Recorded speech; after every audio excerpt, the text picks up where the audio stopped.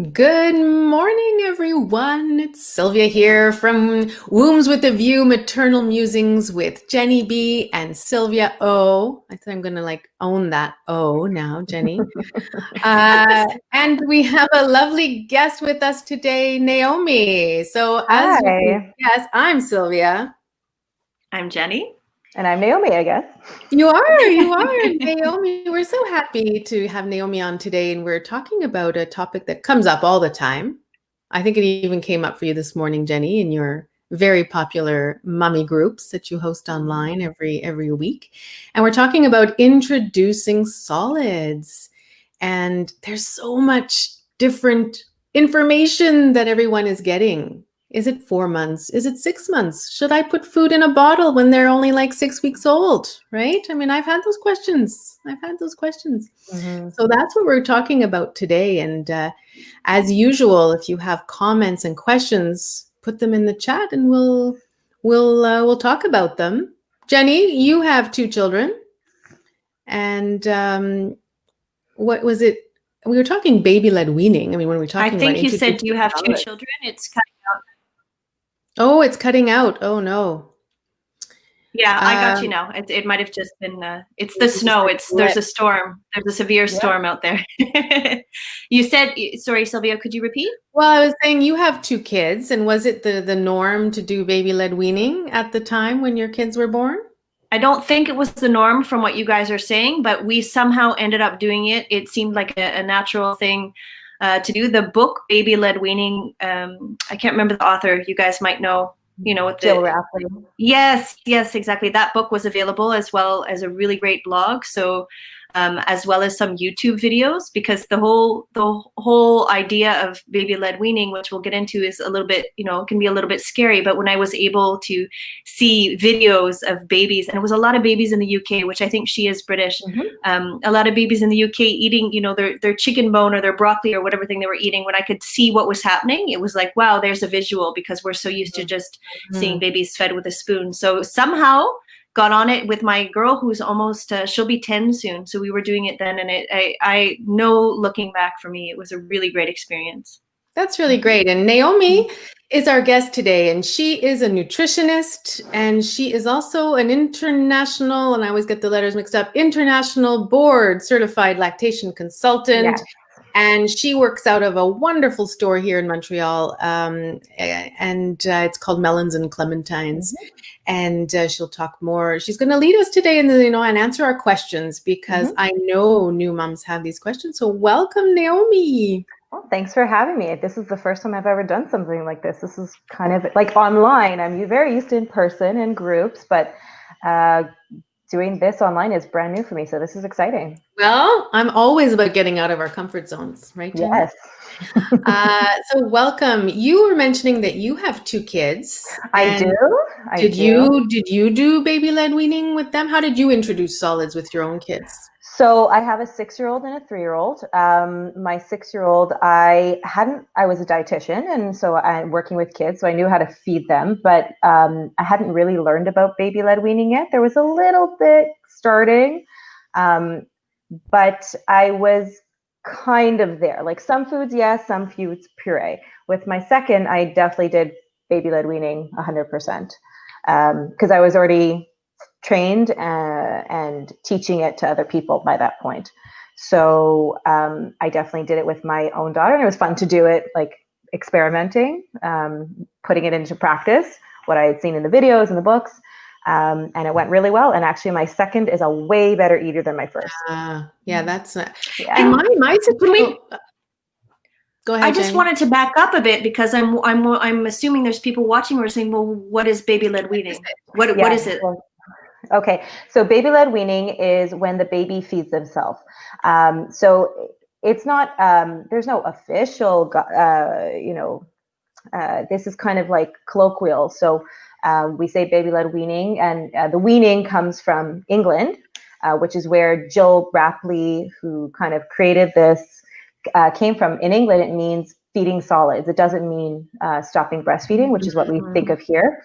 So it's a little bit confusing. I actually prefer calling it baby-led feeding, because it takes away that implication of stopping milk.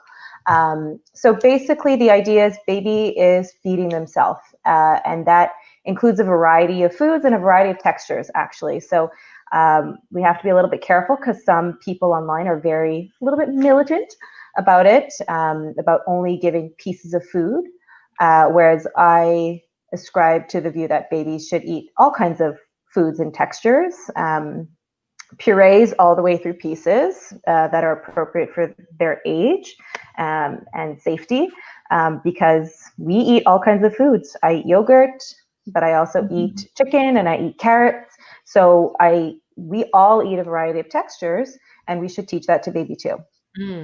Well, So when that's the I basic. gave birth the first time, it was almost 13 years ago. So then, 6 months after that. So I was given a nice list by the nurse who came, during one of my visits. And she said, okay, here is your 6 month. It had 6, 7, 8, 9, 10, all the way to 12 months old. And it told me which foods that I could give, and it had little check boxes. And I was very diligent with, okay, he's 6 months now, so we're going to start this and this and this. And there was a community of mothers at the community kitchen at where I lived, and we would get together and make all these purees, and I had all these cubes, and I really had fun doing that, I must say, and doing the purees and just in my blender, and I had fun with that. I can't say, so I realized that. And then my second, we did the same thing. By my third, who's now 9, we did the baby-led weaning and purees. But I must say, she's our most pickiest eater. So unlike you, Naomi, I think it's just come from the kids.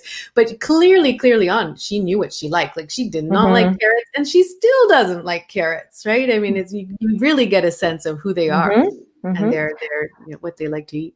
Absolutely. So, like, anybody can do what they feel comfortable with. So, if we want to start talking about the introduction of solids, which is like the basis, and then we move on to texture. So, if we're talking about introduction of solids, like the biggest question a couple big questions, but one of the biggest is when, because there's a lot of conflicting information from different organizations and different, governing bodies and stuff. But where I look to is the ones that we trust: Health Canada, the Government of Quebec, the Dietitians of Canada, the Pediatricians of Canada, and everybody is very clear that introduction of solids starts around the 6-month mark. So this is where I come from for introduction of solids. And the confusion comes that some doctors are saying 4 to 6 months. So I will say doctors and nurses, depends, where you go. But some doctors are saying 4 to 6 months.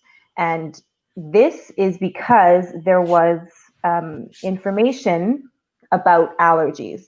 And so this kind of links in with the allergy part of it, that certain babies who have either confirmed allergies or a very high risk of allergies should be given certain allergenic foods between 4 and 6 months in small quantities, not really eating, but just exposure to the allergen.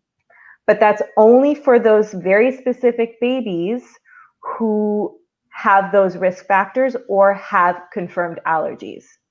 So their confusion started there when doctors got that information. So they all started saying all babies 4 to 6 months eating. But no, that's not what we're talking about. We're saying just small exposures consistently so that the babies are desensitized to it. For the vast majority of babies, the number to keep in mind is the 6-month mark-ish. Of course, it depends on if you had an earlier baby. So a baby who is born, let's say under 36 weeks, we have to be more careful. We have to follow corrected age. Over 36 weeks, even then, we have to see on the baby's readiness, and they have to show certain signs of readiness. But for example, just from my personal life, both my kids were like 2 weeks overdue. And I found that they were showing all the signs of readiness at the 5.5 month mark. So Yeah, I started around there too. I think they're like what we're looking for. Can they sit up on their own? Like so sit up well enough? Are yeah, they interested in the foods? Like are the babies exactly. like looking at you and salivating? Yeah. Yeah, there's certain signs of readiness that we absolutely have to follow because we can't force a baby to eat, nor should we. And also, it's a safety thing. So if a baby doesn't have a good core strength to hold themselves up, and if you put them in a high chair, and you put the tray around them, and they can sit up nicely with a little bit of support around their hips and back, then that's fine. But if your baby looks like a banana, like the banana shape. Oh, there we go. When they're in the high chair, like the banana, they're not ready. If they're doing it for fun, that's one thing. But if you know that consistently they don't have that strength to hold themselves up straight, with minimal support, then they're not ready to eat. And I don't mean babies at 6 months should be sitting on their own on the floor. Most babies can't. But it's with that minimal support. So that's the one big one. If they're interested in food. Now, at 3 months, they might be interested in what you're doing, and it doesn't mean they're ready to eat. But there are some babies who, even at 6 months, are like, Yeah.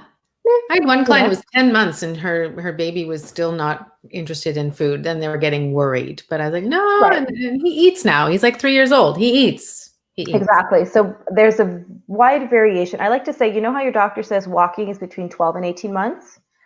When that baby hits the 6 month mark, if they're not ready on that day, that's okay.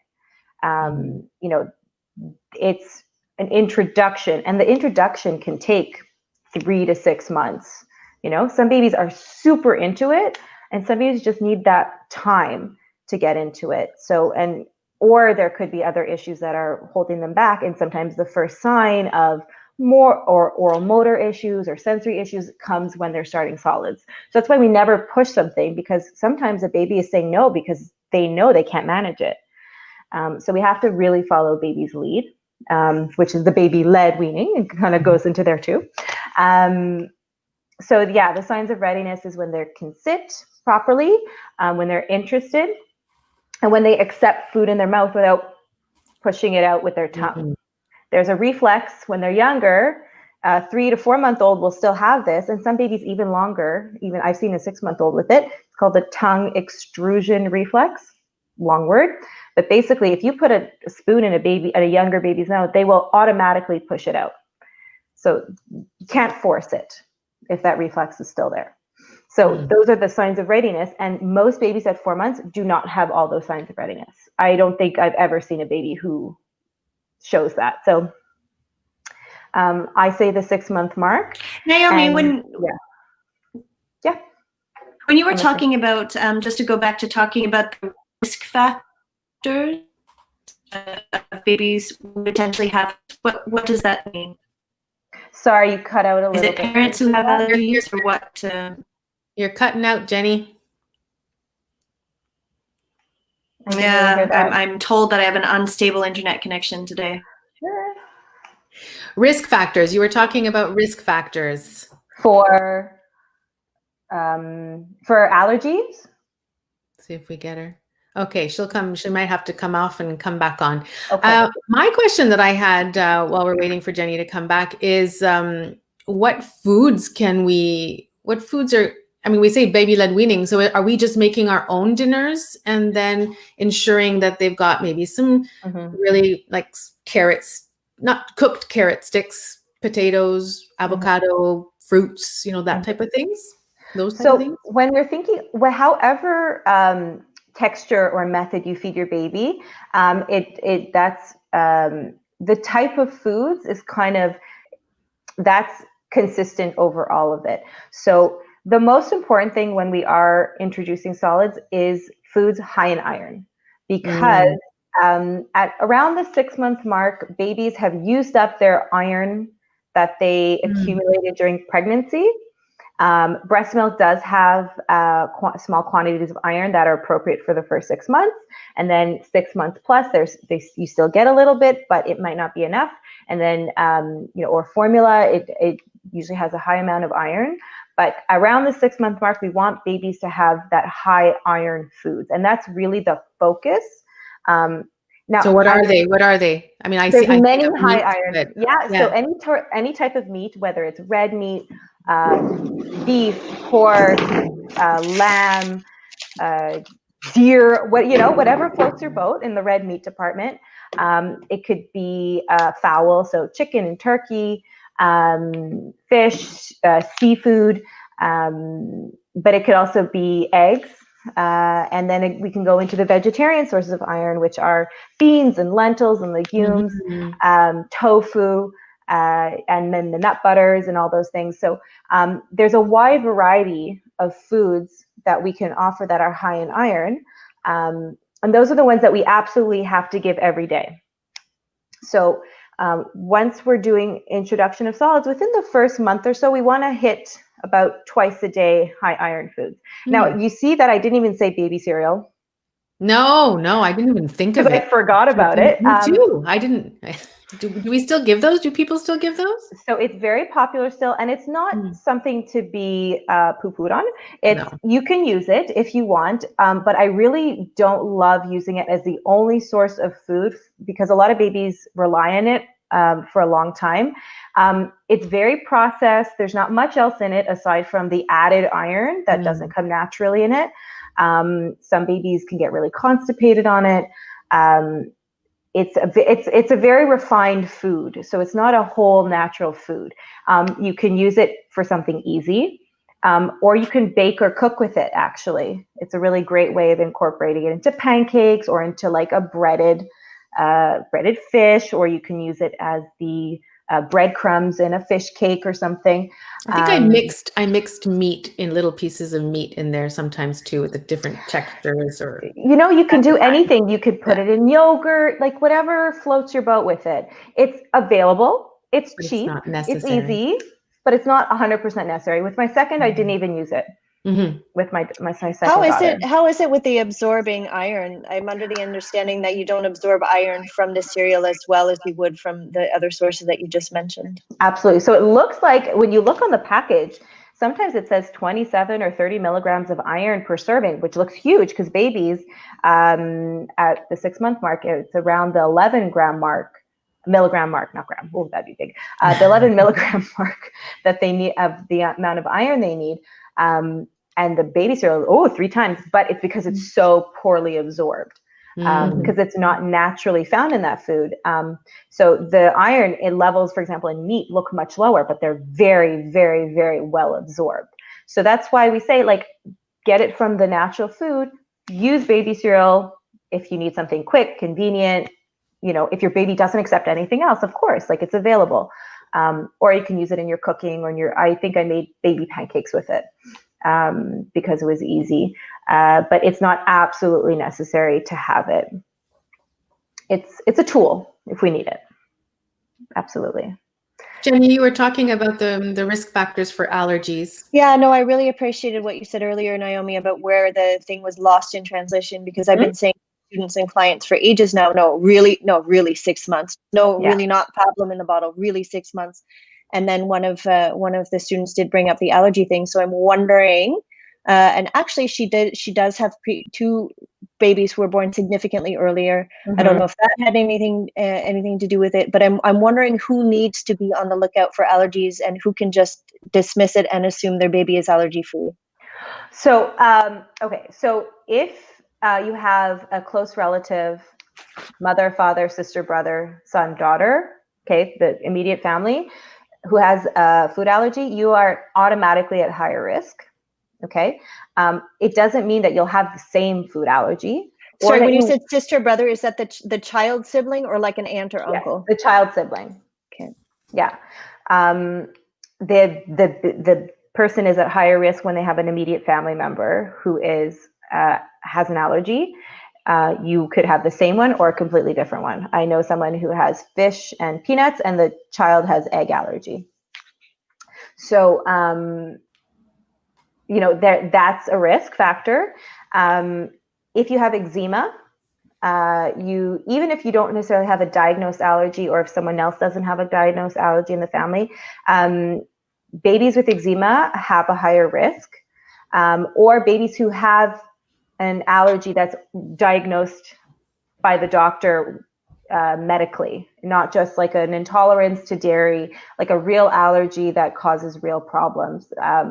So sometimes it could be eczema, which is a big one that we see.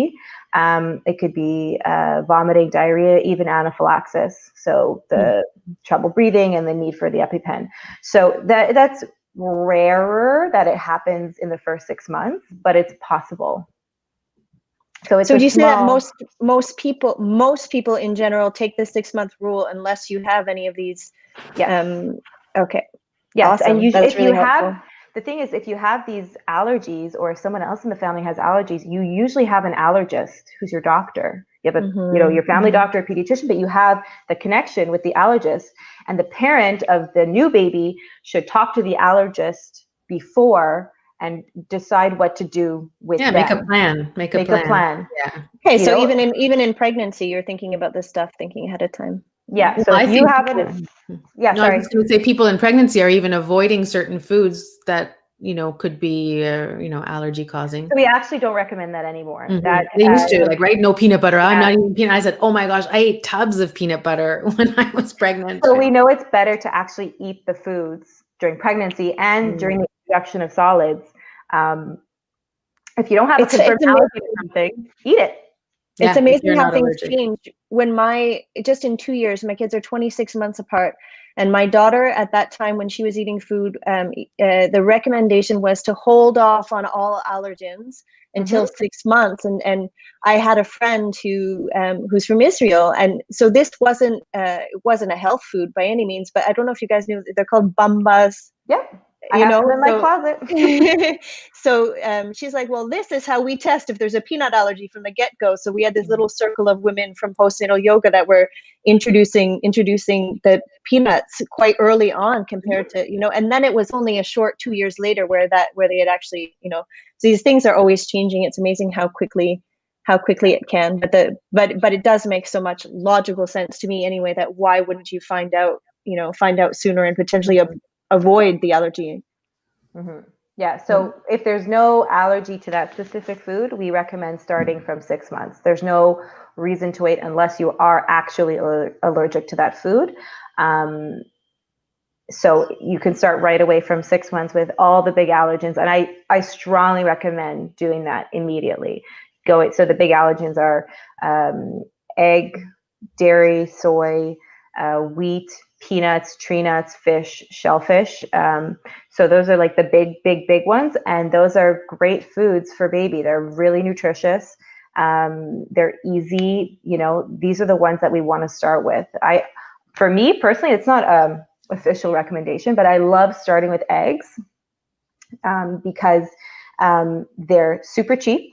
They're easy to cook in 2 seconds. If you have nothing else for dinner, you make eggs. And they're in a lot of other foods.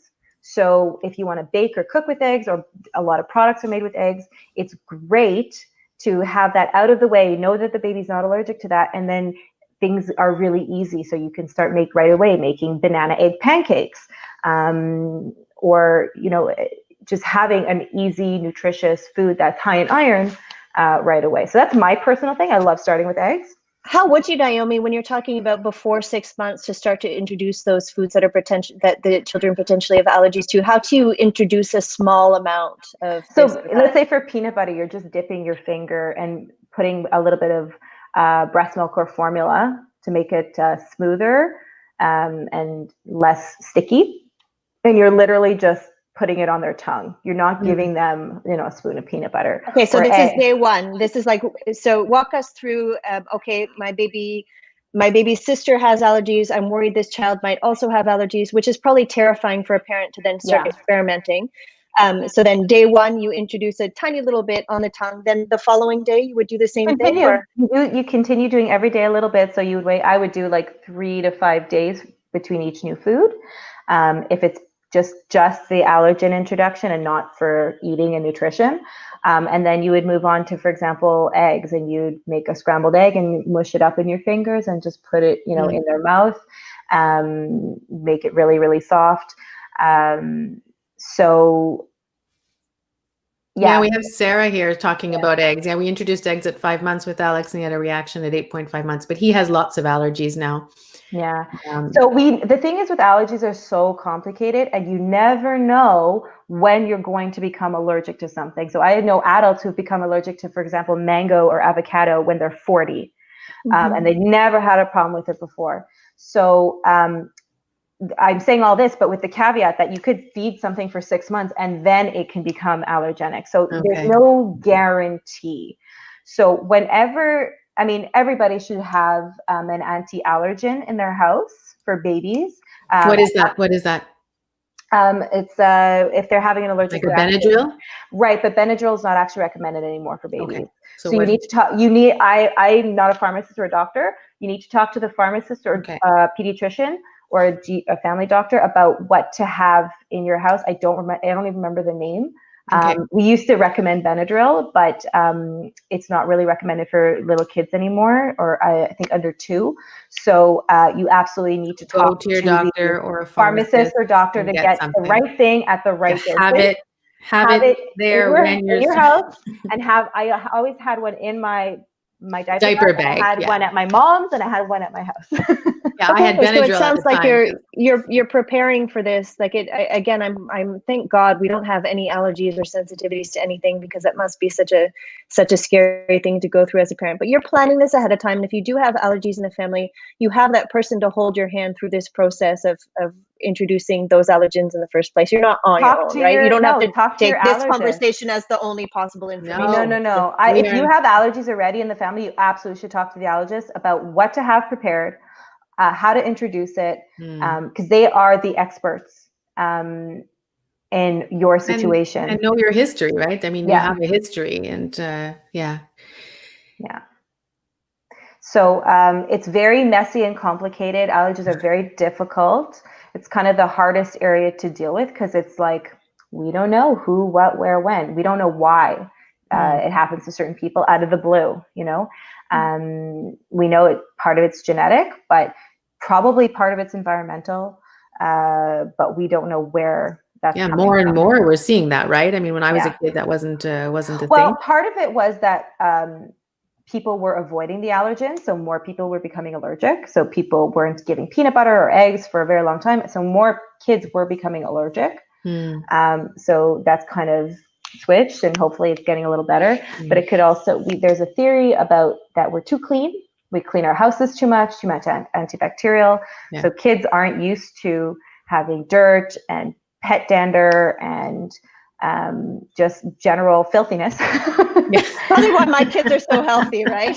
Me too. I don't clean my floors, people. There you go.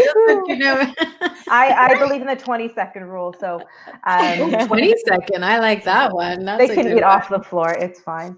Can I ask Naomi, when we're talking about age, so 6 months, and I definitely have had many children in my circle who at 6 months, they're not into it. And this sentence, before 1 is just for fun, where do you subscribe to that, where if baby is still breastfeeding, that we really don't have to push or force, just let food be fun and let it be an adventure. And for me, that was one of the reasons I loved baby-led weaning, because the baby was already in control of how much milk she was taking in. So then it made logical sense that baby was in control of how much food she was eating. And then we carried that same philosophy. It's still like, you're not going to catch me screaming at my kid to finish her last Pixie. And just how maybe the baby-led weaning is perhaps tied into potential future, body image and all of this kind of stuff. Is that so that is absolutely a part of why baby-led weaning is so great.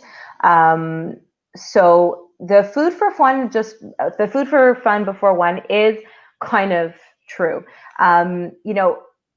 I usually say between 6 and 9 months is the time when babies should start getting interested in food. So I give most babies until about 9 months. After that point, we want to make sure that baby is eating some iron. And if they're not, then we have to I would usually recommend getting a blood test and making sure they're not anemic, because some babies have a low appetite when they are anemic or low iron. So around the 9-10 month mark is when I'm like, let's make sure that there's nothing wrong. If they are anemic but aren't eating, at least they can get a supplement. If they're not supplemented for a different reason, if they're preemie, they're already supplemented, that kind of thing.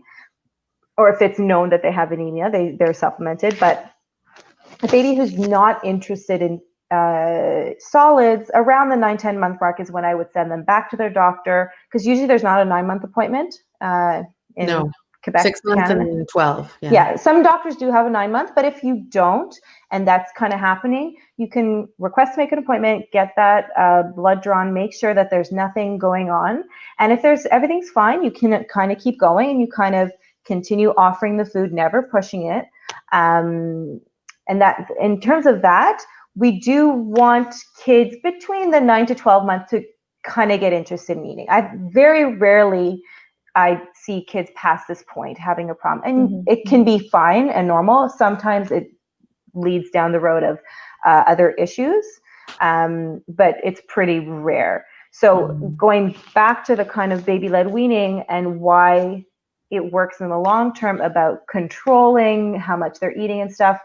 So starting right from the beginning, we should never control how much kids get, either too much or too little. Kids are super intuitive. Babies, until they're older, are very intuitive of how much they need. And the thing is, everybody needs a different amount. So, you know, when you see in the book, milk, baby needs 500 to 1,000 milliliters of breast milk or formula, that's a huge range. And you don't know which baby is going to need what amount. So we always follow their lead with never restricting or over pushing. Yeah, and that's what we tell in our classes, all, you know, to the new moms is don't force it. If there's a little bit left in the bottle, doesn't matter. Your baby, if they turn their head away, they drank a lot, they don't need any more. They're telling. But we can of course overfeed formula, whereas we cannot with breast milk, correct? So bottle is no matter, bottle, so even with breast milk in it. Even with breast milk, because it depends on the flow rate, and if the baby from the bottle will sometimes chug more than they would need if they're not being pace fed, which is kind of a more natural way of bottle feeding, which is slower, using a slower flow and giving baby breaks and not finishing the bottle in 5 minutes. So that's like a whole other thing. But right from the beginning, baby should be in charge of how much they want. If the baby's still hungry, feed them. If they're not hungry, stop. That's kind of like, it's really simple. And that goes with milk through food. So sorry, are you talking about feeding on demand with formula? That's what I just heard when you said that last sentence. I mean, yes, but a lot of people will get on a schedule, and that's it's easier to get on a schedule with a bottle, because it's most babies will be pretty consistent with a bottle. Feeding on demand for breastfeeding, I think, is very important. Some people will get on a schedule. That's a personal decision. But even on that schedule, if the baby doesn't want to finish that bottle, don't make them. You know, we're listening to their hunger cues. I have a question here from Sarah, who is asking about vegetarian diets and supplements. You know, we're talking about iron, but should we worry about B12, vitamin D, and iron if eating plant-based diets? So plant-based, so vegan and vegetarian are a little bit different. If you are vegan, which means absolutely zero animal products, like no eggs, no dairy, no fish, obviously no meat, yes, B12 is a concern. And you have to either get your B12 from foods that, for example, like nutritional yeast has B12, but that may be difficult. You know, if the baby doesn't like it or something, you may have to supplement with B12. If for vitamin D, most breastfed babies should be getting vitamin D directly, or there are studies showing that if mom takes a certain amount of vitamin D per day, they don't have to supplement baby. But no matter what, most babies are needing vitamin D in a supplement. Okay. And iron, you have to be very, very careful of focusing on iron-rich foods, vegan or vegetarian foods, and really focusing on serving those every day, multiple times a day. And the vegetarian sources of iron are better absorbed when they're taken at the same time with vitamin C. Vitamin C, yes. Yeah. Yeah. So vitamin C rich food at the same time as the vegan source of iron or vegetarian source of iron. So that's really important. There are other ways to make sure you get iron, for example, using iron cookware. And there's something called the lucky iron fish, where you pour water. It's like this, looks like a fish, made of metal, and you use it in your cooking and baking.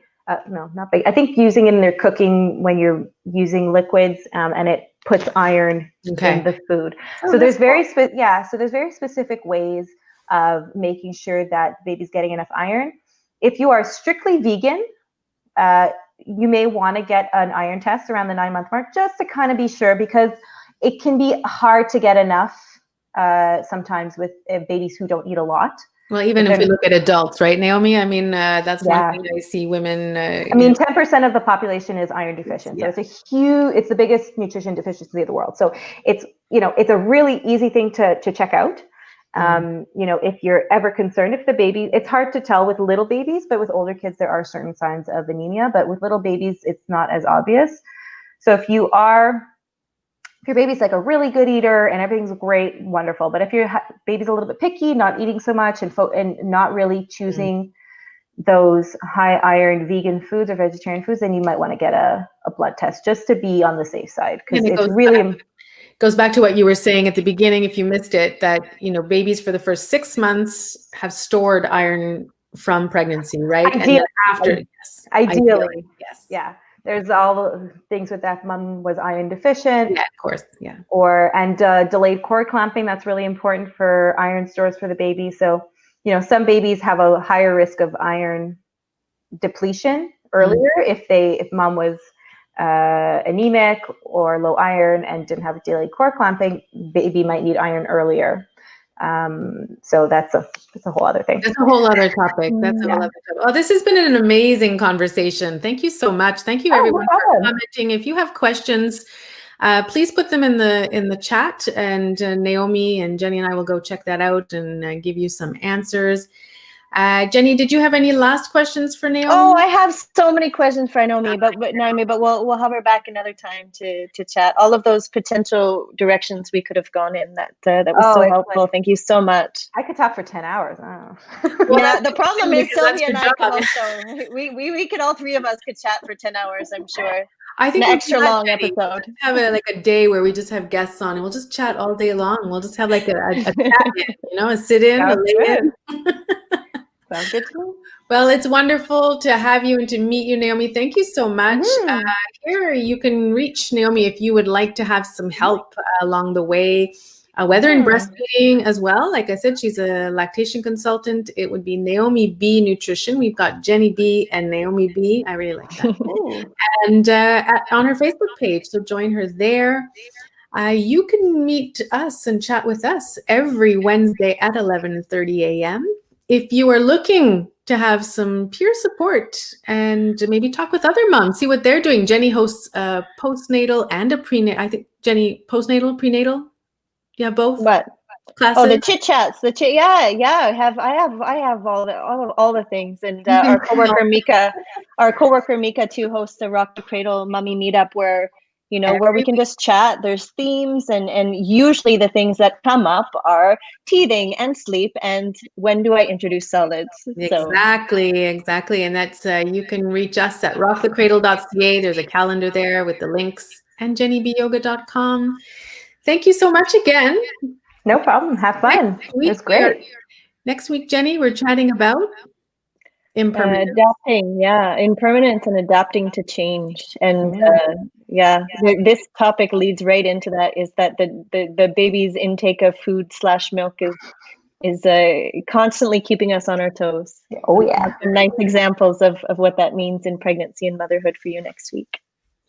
Thank you, everyone. Thank you, Naomi. Thank you, Jenny. Bye. Nice to meet everybody. Bye.